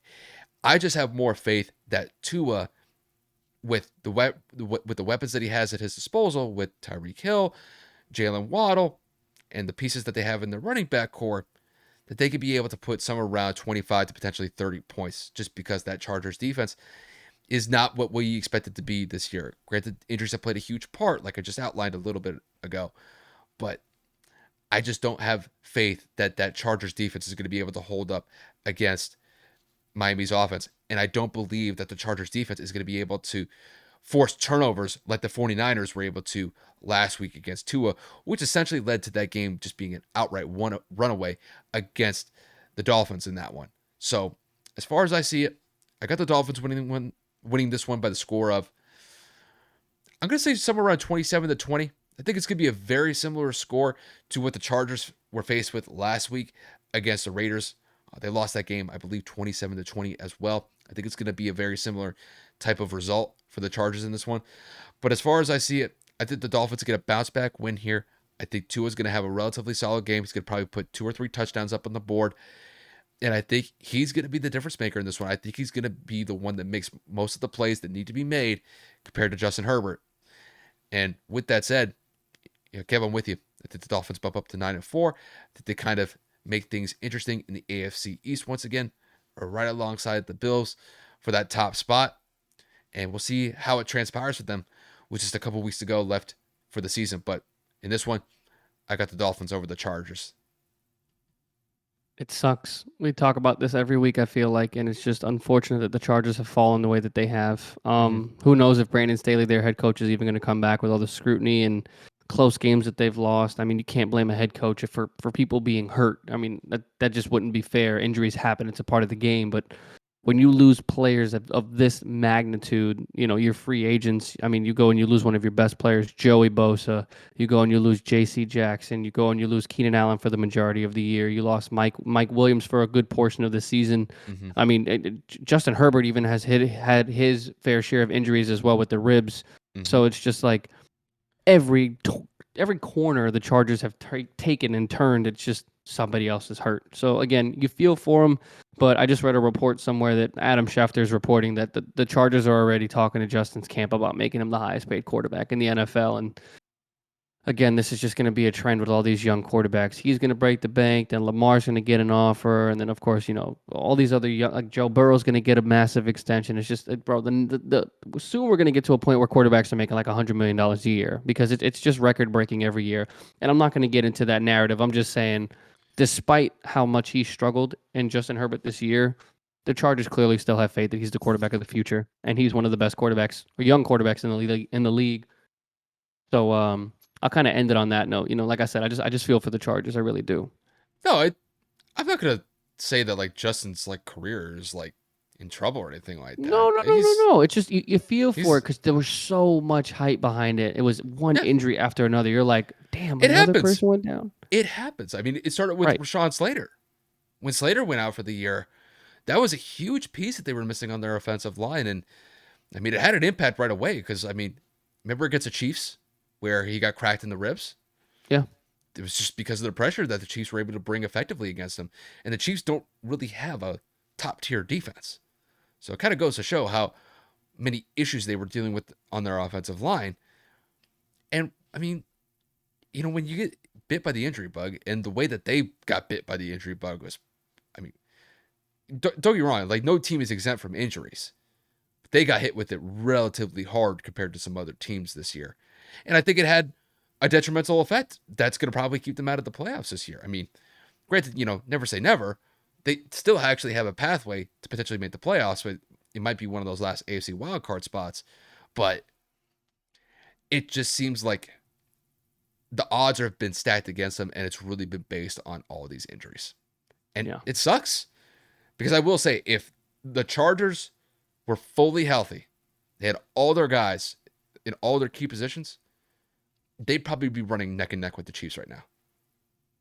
But, it's not the case. Injuries have played a factor, and Here we are. it's been a major reason why that they've basically been a 500 record team this year. They've basically been average as far as I see it. Yep. Yep. Absolutely. And that's kind of gonna close our NFL topics. We're gonna head on our NBA conversation, which is the Boston Celtics being the best team in the NBA. So Mm-hmm. I'm looking at the standings right now, and obviously with them being at the top of the Eastern Conference, the Celtics are 21-5. They are 14-5 against the Eastern Conference alone, but they are 11-2 at home with a 3-game win streak currently as it stands. They absolutely annihilated the Phoenix Suns just 2 nights ago by the time you guys hear this by 30 plus points at one point, maybe even 40. And they just look like they're kind of just hitting on all cylinders right now. Tatum's playing great. Jaylen Brown's playing great. Obviously, Malcolm Brogdon has had some decent games. Marcus Smart, the anchor to that defense, and so on and so forth. So, Kyle, I'm just going to propose this one to you just because, I mean, obviously, I don't watch any Celtic games aside from the fact that the game they played against the Mavericks on Thanksgiving where we got blown out by damn near 30. What do you think has contributed to the Celtics' success thus far this season? It's been their offense. And that's really as simple as I could put it. Kev, when it comes to their offense, this is a historic type of offense we're seeing here. I mean, not only are they the best team in the Eastern Conference, they're the best team in the NBA. I mean, when you look at them, they're 21-5. They've won over 80% of their games. If I remember correctly, I don't know if any other team is even in the 70% winning percentage. So it really kind of goes to show how dominant the Celtics have been this year. But it's really based on their offense. They're the highest scoring team in the league. I believe they have the highest field goal percentage in the league. They have the highest 3-point field goal percentage in the league. And they also have the highest free throw percentage compared to any other team in the NBA. When you're dominating in those 4 categories, you're going to be unstoppable offensively. They're scoring over 120 points per game. That's their average. which is absolutely nuts. Granted, it's December. It's not even Christmas Day yet. We still have a long way to go. But the fact that they are this good this early, it really goes to show that they have gotten over that finals loss to the Warriors extremely well. And when you compare it to the Warriors have been relatively subpar this year so far. So it really goes to show they got over that finals loss to the Warriors really quickly. And they are looking straight towards the future here. And as far as I see it, I mean, Jason Tatum has just been an absolute dog this year. He's been killing it. And you tie that with what Jalen's been able to provide, what Marcus has been able to provide. This team is essentially unstoppable right now. The main thing I'm going to focus with them, though, is what's going to happen for the next couple of months. Because I think it's fair to say they've gotten off to a fantastic start. But there's going to be a point in time where those shots are not falling, where those 3-point shots are not falling. And the team is going to have to rely on their defense to be able to get them wins. And I do believe that they could be able to transition from this high-powered offense that's been just lighting up the scoreboard and putting up 110, 115, 120 points, even against the Phoenix Suns. I think they scored over 125 points, or they scored 125 points. There's going to be a point in time where they're going to have to win some gritty, tough games. And I do believe that defensively, they could still bring that presence when they need to. It's just they haven't really been able to do that because the offense has really just taken it by storm this year. So, with them being the best team so far this year, it's just a credit. It's really just a credit to the core that they have and the fact that they were able to get over that Warriors finals loss this quickly. It's really a testament to them. My main thing is whether or not that they could be able to maintain it going into the months of January, February, and March. Because if they can transition this over into 2023 and have this offense playing at the level that they're at going into the playoffs, this is going to be a tough team to tackle when it comes to the playoffs.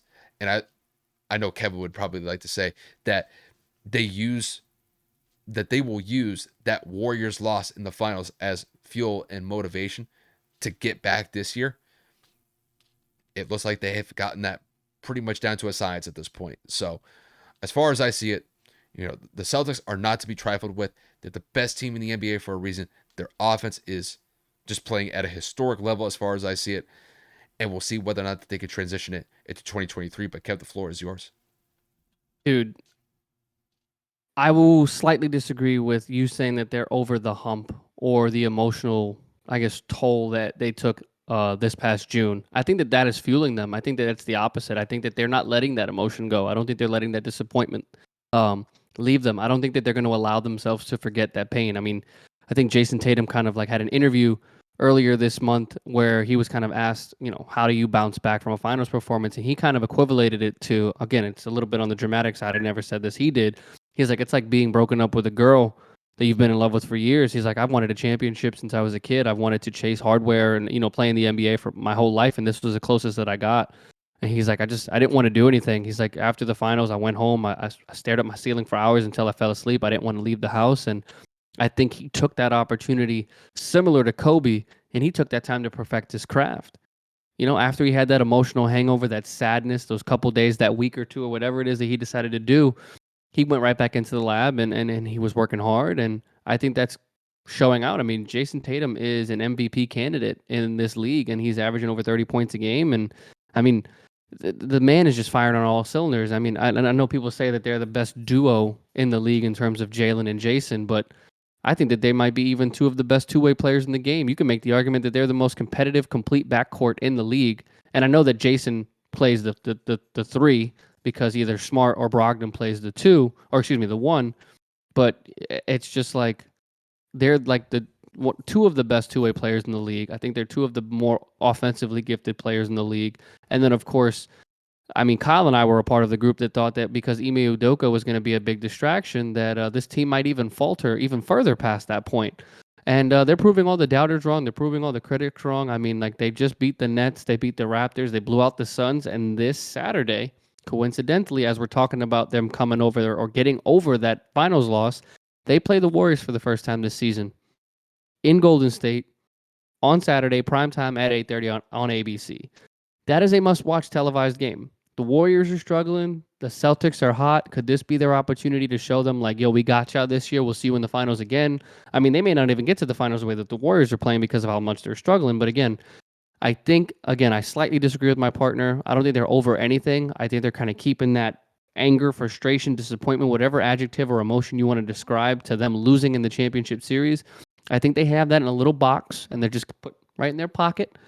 And they're like, yo, I'm not letting this go. It's like hanging something in your locker that you kind of just look towards for all year, whether that's the NBA trophy, whether that's the Warriors lifting their banner. I don't really know what it could be. But I think that the Celtics are no joke. And I agree with Kyle in the sense of it is way too early to be crowning anybody as a finals favorite, a championship favorite. Again, we're talking about December before Christmas.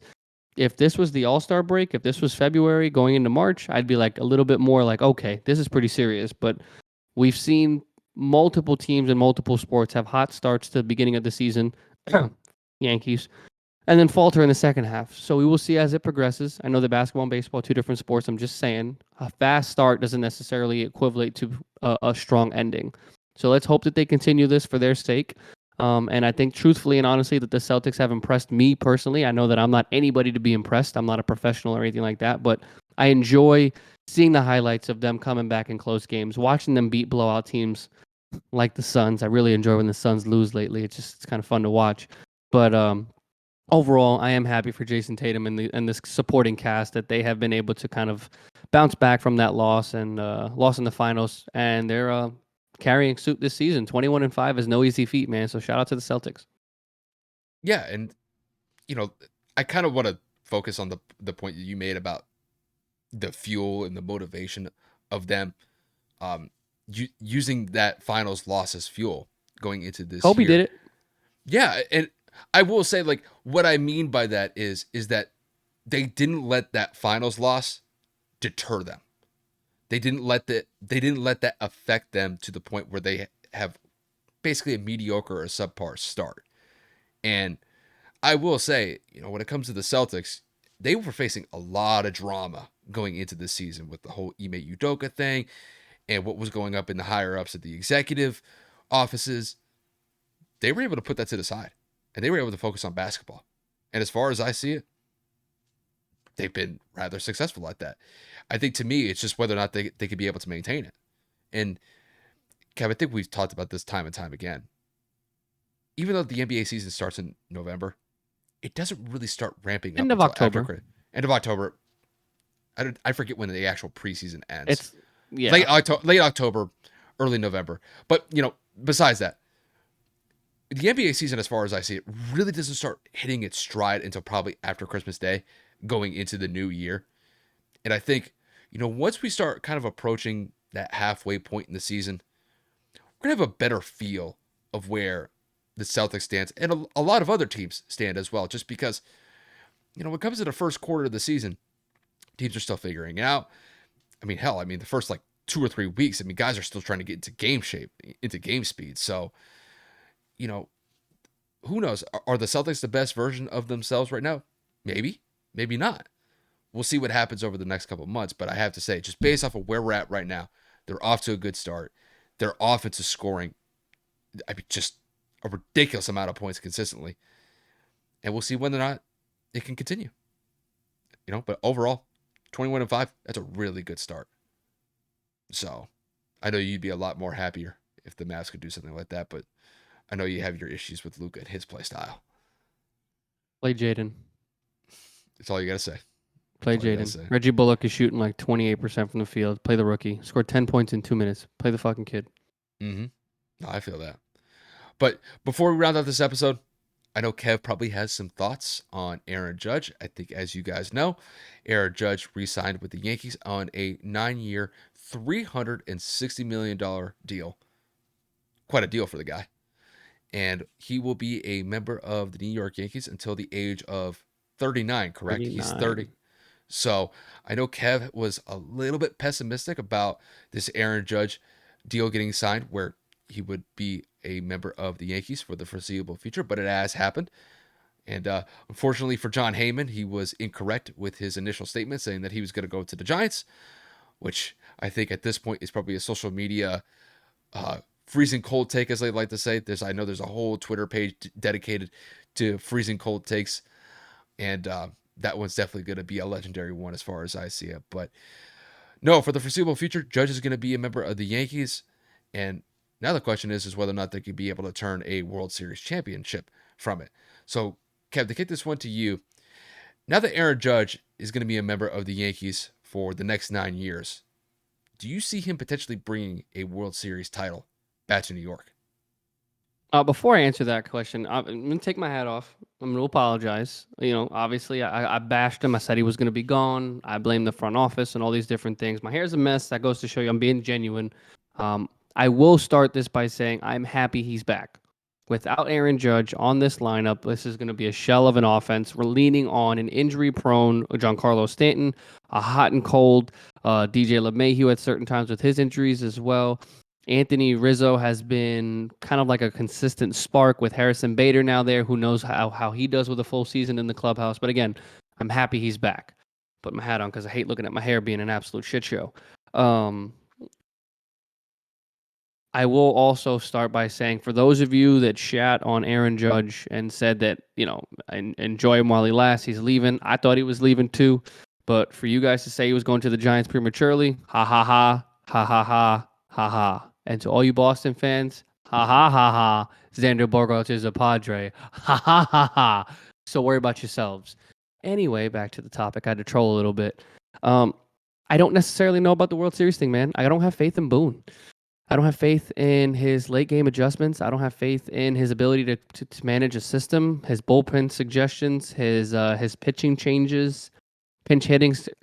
I mean, from top to bottom, he has just made up and down, left and right, questionable calls pretty much all throughout the season. And he is the Yankee puppet. He is just straight in Cashman's pocket. Cashman is in Steinbrenner's pocket. Now, George, obviously, rest his soul. Hal. And, as much as I love Judge, as great as the season as he had, I'm happy that he won the MVP and yada, yada, yada. But when it comes to winning a World Series, it's a team sport. We need people that are going to put the ball in play, not just home runs. We need people that are disciplined at the plate. We need people that are disciplined in the infield. And we need good pitching. So, we have a couple of different rumors out there that we're going to go after Carlos Rondon or Rondon, whatever the hell his name is. Supposedly, we're trying to get Benintendi back. Supposedly, the Mets actually reached out to that Japanese pitcher / outfielder, whatever position he plays, and the Mets are looking to acquire him. So there's a lot of rumors as to what the Yankees are looking to do. I think the hottest one is the Carlos Rondon one because he wants 6 years, upwards of over $120, $30 million, whatever the case may be. And that's going to be a lefty starting pitcher that's coming from the Giants, ironically enough, the team the Judge was supposed to go to. And I think that he would solidify the starting rotation. Obviously, you're going to have Sevy. You're going to have Cole. Unfortunately, James Taillon signs with the Cubs. Shout out to Tally or Taillon, whatever the hell the nicknames we call JMO. Excuse me. Appreciate you for what you did last season. I know the first season you were a Yankee, it was a bit of a struggle, but again, he was absolutely incredible last year. So again, hopefully good luck to you in Chicago, but he would solidify, and by he, I mean Carlos would solidify the rotation in terms of adding a lefty to the starting rotation. So we'll see what happens. We re-signed Tommy Cahill, who left for a year or two, and solidifies the bullpen. Hopefully when we get Michael King back and a couple of other of our bullpen major players, we'll see what happens there. But just to kind of circle back on the Aaron Judge thing, I thought he was gone for sure. I mean, rumors came out that the Padres offered him over 400. I mean, the Giants offered him over 390. They were willing to give him 10, 11 years, and he chose to take less money to be a Yankee for life. So once again, ha ha ha ha ha ha ha, because people said that nobody wants to play for a shit organization, a shit fan base. And I'm going to continue down these quotes because we're the worst in the world. We're dirtbags. We don't know how to appreciate players while we have them. Fans that boo their teams don't deserve to have them in the first place. I mean, the list kind of goes on. And I trolled our TikTok comment section the second Judge signed that deal. So again, to all of you clowns, ha ha ha ha, because who's laughing now? We pretty much we still got what we got. The only people that can talk are Houston fans because they won the World Series. So again, I give you your kudos. But Boston fans, Met fans, Giant fans, Dodger fans that come out of left field, kiss my ass. He's coming back home where he belongs. But I'm happy. I am pessimistic in the sense of a World Series because Judge or not, he still batted terribly in the postseason. So I will be more ecstatic if we make the playoffs this year, and if he can give me a positive season, or should I say positive postseason, I have a little bit more faith. But when it comes to the regular season, I don't have a problem with him. You can go and score 80 home runs, hit for 350, 200 RBIs. I don't give a shit. You can steal 78 bases. And I don't care. If you don't perform when it matters most, you will get booed, just like anybody else would in the city of New York, Philadelphia, and Boston. If your team does not get booed, if your fans don't boo certain players, between you and your organization, don't come at New Yorkers because that's what we do. Again, for the sake of the signing, I'm happy he's back. I'm happy that he didn't leave. It shows his character. He deserves to be the captain for the future. And again, overall, as a Yankee fan, to answer the World Series question, I hope that he brings at least 1 in 9 years. If not, we've wasted his career. We've wasted the potential of a lot of players that we've had over the course of the last 5-6 years. But again, we have the pieces to do it. It's just more so of leadership and management as to how we're going to combat the rest of the season. But shout out to Aaron Judge for being loyal. Shout out to Aaron Judge for not chasing the bag. Big respect, and happy he's back home. I remember I was watching a couple of videos on Twitter, and one of the videos that always points to Judge was, I think he hit a home run, and back in the dugout after he hit it, I think the one thing he did, He like, kissed, yeah, the Yankee logo. yeah. So I don't know if that was, Twitter can kind of get carried away with that. It's like saying, oh, he's definitely going to stay because he just did that. But it's like, no, I think that there were some good offers out there. I know the Padres definitely offered up some decent money. I think they were like up with like over 400 million. I think they were like up to 410. I saw multiple reports, but I know it was over 4, if not 4 flat, and that was 10 plus years. So he was going to get 40 million regardless, but with more years. Yeah, and then the Giants, I think were probably somewhere in the ballpark around where the Padres were. So I mean, these teams were willing to shell out money towards Judge. Do you think that it was just the loyalty factor played in with Judge, or do you think? I don't know, man. I mean, we talked about this off air, and we talked about it at the very beginning of the episode. He was in San Diego for the last week. He was seen in San Francisco. We know that he was meeting with other teams. I mean, he was in Tampa, which again, you could construe the Rays to come out of nowhere as a bidder, but that's also the spring training. That's also the spring training facility for the Yankees. So once again, it depends how you looked at it. I didn't know. I really didn't, and I think it had to be a loyalty thing. I think he said he wanted to be a Yankee for life, and the fact that our owner Hal Steinbrenner had to get on the phone because Cashman wasn't able to seal the deal says a lot about our GM. But at the same time, it says a lot about the organization wanting to keep a homegrown Yankee home for the rest of his life. And it was kind of like a give me the phone type shit. What do you want? Do you want to be a Yankee or not? And Judge was like, absolutely, I do. And he kind of gave him the parameters of what he wanted to, what he needed. And it seemed to have just been an extra year because they were going to give him, I think, the 3 years, 320, the 8 years, 320. He said, I need one more year. For whatever reason, that's what he wanted. He got the 9 years. He got the 360. It averages up to 40 a year. He's the highest paid player. Good for him. But the fact that our owner had to jump on the horn, to me, again, is kind of ridiculous. But I'm happy that he did it. Hey, sometimes you need the owners to step up to make a pitch, bro. Sometimes. I would imagine that George Steinbrenner probably did a fair share of making some statements that needed to be That's made different. when it comes. That's the boss, bro. That I know. is the guy. That's the guy that walked into multiple board meeting rooms and said, I want him. I want him. Give them what they want. Like, dude, they called this the evil empire in the 90s and early 2000s for a reason. I mean, the guy just shelled out money like he was wiping it with his ass. That's how rich the Steinbrenner family is. I know, but I guess now I think analytics probably drive a big portion of the contract negotiations now. It's true, you know it. I know it's stupid. Analytics are just dumb. I'm tired of it. They're good in certain situations, but just keep it out of the game, please. I think when it comes to Judge, I think he's one of those rare exceptions where you look at, no, he is the force. He's the Yankees. And I think when it comes to that captainship, it's very rare that you shelled out to a player of that magnitude. I think Judge lives up to that standard, though. He does. Everybody says that the team's morale, emotions, everything dictates off of him. Everybody feeds off of his energy. And if he is that impactful without the C, that to me, that just means when he does, get that proof, that piece, again, that's going to be the icing on the cake, man. We haven't had a cap since Jeter, and I think that rightfully so. A homegrown drafted play, he deserves Yeah. every stitch, every piece of it. Yep. Yep. Like I said, that captainship should not be given out lightly. Nope. And I think to the credit of the Yankees, I think they know when to hand it out and when not to. Absolutely. We in So our history, I don't think we've had that many captains. so Yankee I know Jeter was captain. definitely one. I I'd have to say probably like Joe DiMaggio was one. Probably I don't know, like Mickey Mantle. I mean you can go by the icons who have played for the Yankees. They probably had some sort of captainship back then. But There have been 15 captains of the New York Yankees. The position is currently vacant after the most recent captain. Of course, Jeter retired in 2014. So, yep, the Judge will be the 16th captain. there you go. That'll be interesting. So I think it's well deserved though. I honestly Agreed. believe that. So He bet on himself, and it worked. 62 home runs, bro. There's really nothing more to say other than that.